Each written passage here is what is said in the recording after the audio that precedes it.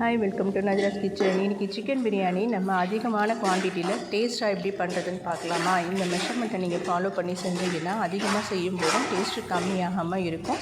So skip பண்ணாமல் பாருங்கள். 3 kilo அளவு சிக்கன் எடுத்திருக்கேன்.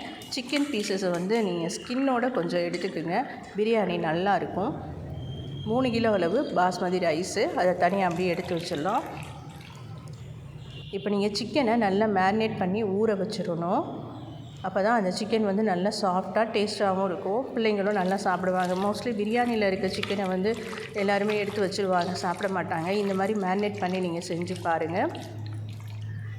6 டேபிள் ஸ்பூன் அளவு மிளகாய்த்தூள், 3 டேபிள் ஸ்பூன் அளவு பிரியாணி மசாலா வீட்டில் அரைச்சது, 3 டேபிள் ஸ்பூன் அளவு இஞ்சி பூண்டு பேஸ்ட்டு, 2 டேபிள் ஸ்பூன் அளவு கல்லுப்பு, ஒரு 2 டேபிள் ஸ்பூன் தேங்காய் எண்ணெய் சேர்த்துருக்கேன், ஒரு 6 டேபிள் ஸ்பூன் தயிர் சேர்த்துக்கலாம்.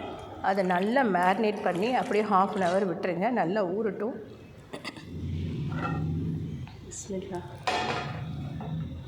இப்போ நம்ம அடிகனமான பாத்திரத்தை வச்சுக்கலாம். நீங்கள் 3 கிலோ ரைஸ் போடுறீங்க அப்படின்னா அந்த பாத்திரம் ஒரு 6 கிலோ வேகிறதுக்கு அளவுக்கு இருக்கணும். நம்ம சிக்கனும் சேர்க்க போகிறோம் இல்லையா? ஸோ அந்த குவான்டிட்டியில் நீங்கள் பாத்திரம் எடுத்துக்கோங்க. ஒரு 3 டேபிள் ஸ்பூன் நெய் சேர்த்துருக்கேன், ஒரு 1/4 லிட்டர் அளவு கடலெண்ணெய் சேர்த்துருக்கேன்.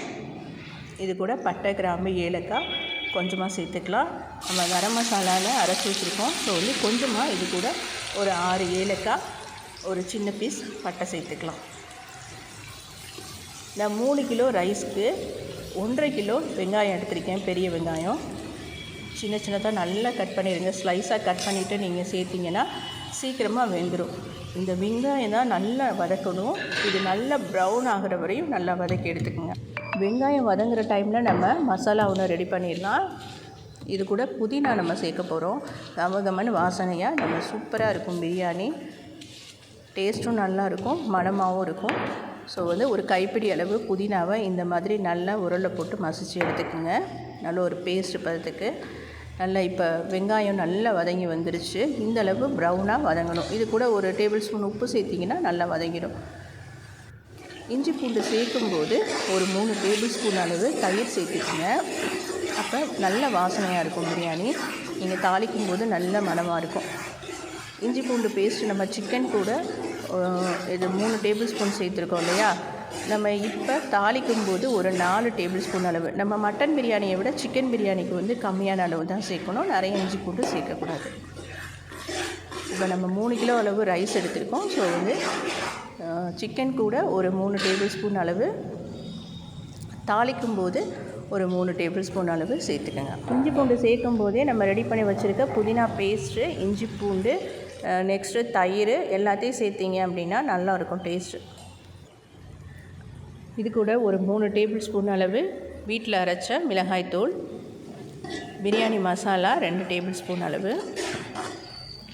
மசாலா எல்லாம் சேர்த்ததுக்கப்புறமா கை விட்டுறாமல் அடி பிடிச்சிடாமல் நல்லா கிண்டி விட்டுக்கிட்டே இருங்க.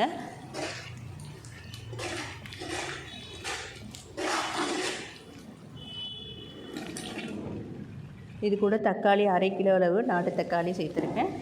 நாட்டு தக்காளி சேர்க்கும் போது கொஞ்சமாக கல்லுப்பு சேர்த்துக்குங்க, ஒரு 1/4 டேபிள் ஸ்பூன் அளவு. ஸோ தக்காளி, வெங்காயம் எல்லாம் நல்லா மசிஞ்சு வந்துடும்.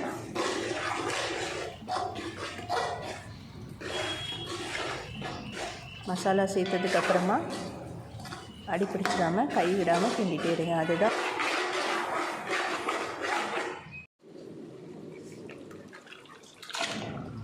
இது கூட நம்ம மேரினேட் பண்ணி வச்சுருக்க சிக்கனை 3 கிலோ அளவு சிக்கனை இது கூட சேர்த்துட்றோம். சேர்த்துட்டு இதை ஒரு 15 நிமிஷம் நல்லா குக் பண்ணிடணும். அந்த மசாலா எல்லாம் அதில் இறங்கணும்.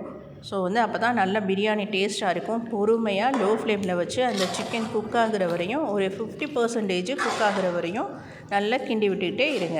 ஒரு 15 நிமிஷம் கிண்டி விட்டுருங்க, அடி பிடிச்சிடாமல். சிக்கன் நல்லா 15 நிமிஷம் நல்லா குக் ஆகி மசாலா எல்லாம் நல்லா அப்சர்வ் ஆகிடுச்சு சிக்கன் கூட.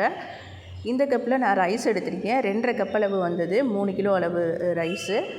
எந்த கப்பில் நீங்கள் ரைஸ் எடுக்கிறீங்களோ அதே கப்பில் தான் நம்ம தண்ணி சேர்க்கணும். அரிசியை நல்லா ஒரு சிக்கன் நம்ம சேர்க்குறோம் இல்லையா, அப்போவே நீங்கள் ஊற வச்சுருங்க அரிசியை. நான் பாஸ்மதி ரைஸ் புழுங்கல் அரிசி தான் எடுத்திருக்கேன். ஸோ இந்த கப்பில் 2.5 கப் அளவு ரைஸுக்கு 5 கப் அளவு தண்ணி எடுத்திருக்கேன், ஈக்குவல் அமௌண்ட்டு. நீங்கள் பாஸ்மதி ரைஸு பச்சரிசி எடுத்தீங்க அப்படின்னா அதில் வந்து 1/2 கப்பு கம்மி பண்ணிக்கோங்க, 4.5 கப்பு வச்சுக்கோங்க. ஏன்னா பச்சரிசி சீக்கிரமாக வெந்துடும், புழுங்கல் அரிசி வந்து கொஞ்சம் லேட் ஆகும். ஊற வச்சுருக்க பாஸ்மதி ரைஸை இது கூட சேர்த்துடலாம். தண்ணி லைட்டாக கொதி வந்ததுக்கப்புறமா நம்ம சேர்த்துடலாம். சிக்கன் 50% குக் ஆகிடுச்சு, தம் போடும்போது 50% குக் ஆகிடும். இப்போ உப்பு காரம் எல்லாம் செக் பண்ணிக்கோங்க. இந்த ஸ்டேஜில் உங்களுக்கு உப்பு பத்தலை அப்படின்னா போட்டுக்கலாம். தண்ணி நல்லா இந்த அளவு வற்றி வரும்போது மேலே நம்ம துணி போட்டு லோ ஃப்ளேமில் வச்சு மேலே ஒரு வெயிட் வச்சிடணும், தம்மு போட்டுடணும். இப்போ சூப்பராக ரெடியாகி பொழு பொழுன்னு வந்துடுச்சு பிரியாணி. அவ்வளோதான், ரொம்ப சிம்பிள் தான். இந்த பிரியாணியை நீங்கள் ட்ரை பண்ணி பாருங்கள். நம்ம தம்மை உடைக்கும் போது மேலே 3 டேபிள் ஸ்பூன் நெய் சேர்த்துக்கலாம். தேங்க்யூ ஃபார் வாட்சிங்.